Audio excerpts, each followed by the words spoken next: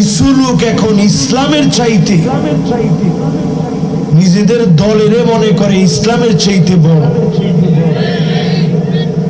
নিজেদের নেতারে মনে করে আল্লাহর চাইতে ক্ষমতাবান। ঠিকটা হয় নাই,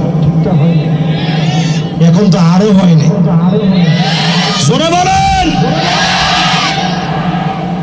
এইরকম মুশরিক যারা আছেন, আপনার নেতা কিছু না, নেতা এমন হতে পারে পালায় চলে যাবে, 1 মিনিটের জন্য কর্মীর খবর নিবে না। নিছেনি কে কার আগে বাঁচবে এই চেষ্টা, চাচা আপন প্রাণ বাঁচা। খেলা হবে বলে যারা স্লোগান দিয়েছে, এরা নিজেরা নিজেদের ফিট লয়ে কোন রকম পালায় গেছে। ঠিক নেই? আমি আজকে আপনাদেরকে দুঃখ নিয়ে বলতেছি, বাংলাদেশের রাজনীতির কোনো শেষ কথা নাই। আজকেও কেউ কেউ বলতেছে আবার মাঠে তারা ফিরে আসতে পারে যদি তারা একটু ক্ষমা চেয়ে নেয়। যে 24 আগস্টে যা হয়েছে এটার জন্য আমরা সরি। একটু যদি কাজের গতিপথ চেঞ্জ করে নেয়, আর যদি এক পরিবার থেকে কাউকে না দিই, সবার মধ্য থেকে যদি দেওয়া হয়, তাইলে তারা মাঠে আবার এস্টাবলিশড হতে পারে। মুসলমান একটাবার চিন্তা করেন নাই এই 24 আগস্টে এই গণ বিজয় বিপ্লব যিনি নিজ হাতে দিয়েছেন তিনি কি? এই বিপ্লবের পরে আওয়াজ ওঠা দরকার, অন্য কোনো কিছু বুঝি না, সব দেখা শেষ, সামনে হবে আল কোরআনের বাংলাদেশ।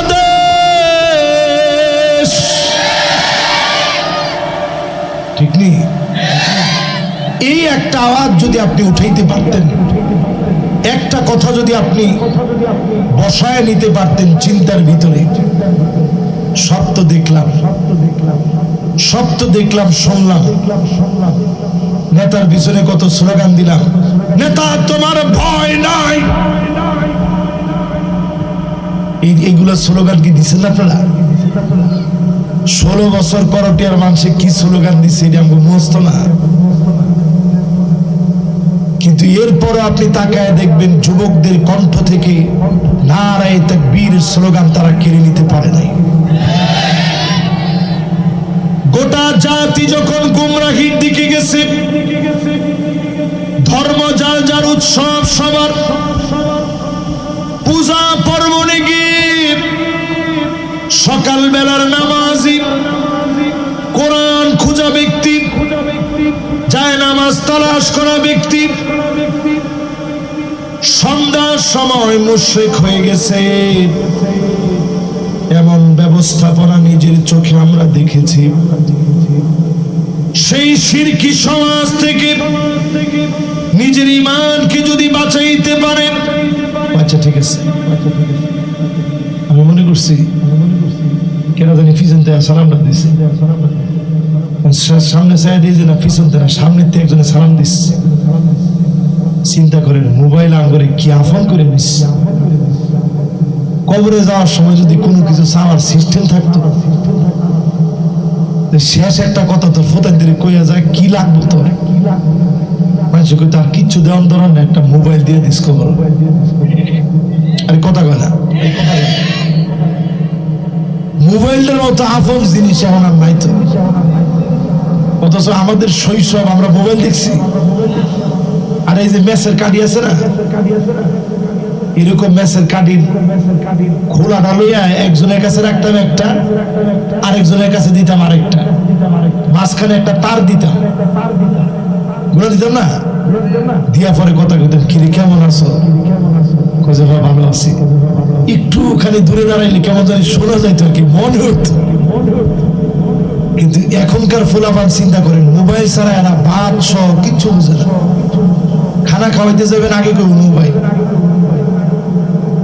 আগে কি কয় মোবাইল, আমরাও বাপ মনে করছেন যে মোবাইল ছাড়া তো হুজুর খাইতো না, কি করতাম? একদিন, 2 দিন, 3 দিন আপনি একটু টেস্ট করে দেখেন, একটু টেস্ট করেন, দেখবেন একদিন খায় নাই। বাচ্চা মানুষ যদি একদিন না খায় পরের দিন থাকতে পারবে? পরের দিনও যদি আপনি মোবাইল দিয়ে না হাঁটেন, দেখবেন হ্যাঁ মার পিছনে ঘুরবো আর করবো আম্মা খিদে লাগছে। ঠিক কিনা কম? মাঝে মাঝে আমরা যখন ছোটকালে ঘাওড়ামি করতাম, ওই যুগে কিন্তু এত আদরা ছিল না এখনকার যুগের মতো। একটা বাড়ি দিয়ে চোখের সামনে যায়, এরপরে ঘুরে ঘুরে ঘুরে ঘুরে পিছনে কইতাম আম্মা খিদে লাগছে, কইতো যা পরে তোর অপরাধ দেখানো মাফ হয়েছে। ঠিক কিনা কম? ফোলাফানে আমরা ঠিকঠাক করবো না, যে আদরের মধ্যে আছে এটা থাকতে দেন।